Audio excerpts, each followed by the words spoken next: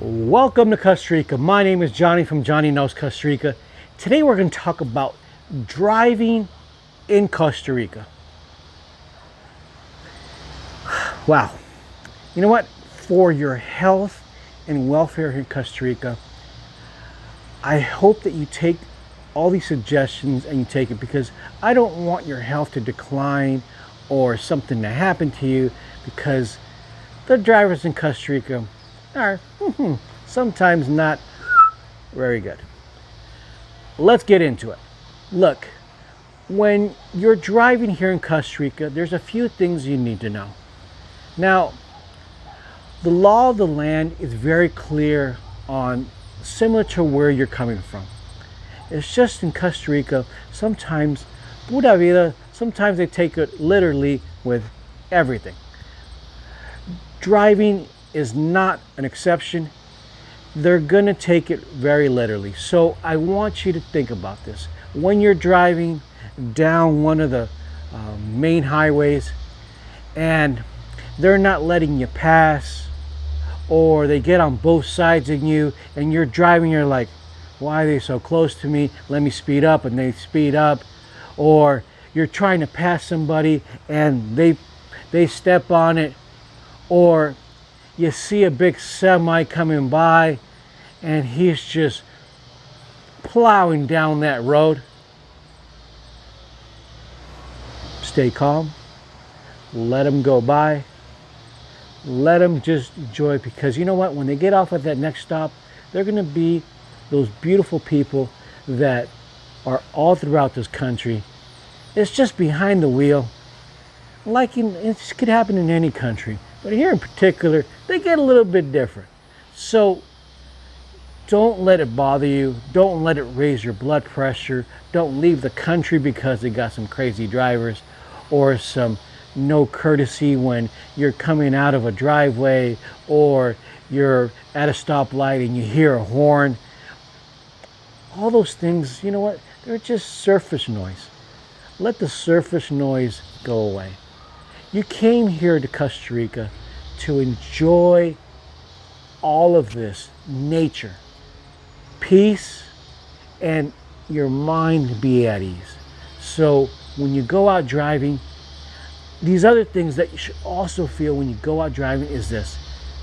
Don't go out in peak hours. A lot of time peak hours are between 7 in the morning, actually 6 in the morning, until about 9:30. From 9:30 until about 11:45, it's a good time to roll around to get your things done. Now, when you do that, be okay. And then sometimes don't be out after 2 o'clock, especially in the greater metropolitan area. It's a lot of traffic, and sometimes that doesn't die until about 7:30, and sometimes even 8 o'clock at night. So please, when you're driving here in Costa Rica, it's not their thing. It's just they're trying to get to their loved ones just like you. And sometimes they're in a hurry. I tell my wife, you know what? That's a surgeon right there. He's going to go save a life. Or, you know what? He's probably late for that surgery. He's got to get there. So let me give him some space to go. You know what? I'm going to tell you, I'm human too. I get frustrated too. But you know what?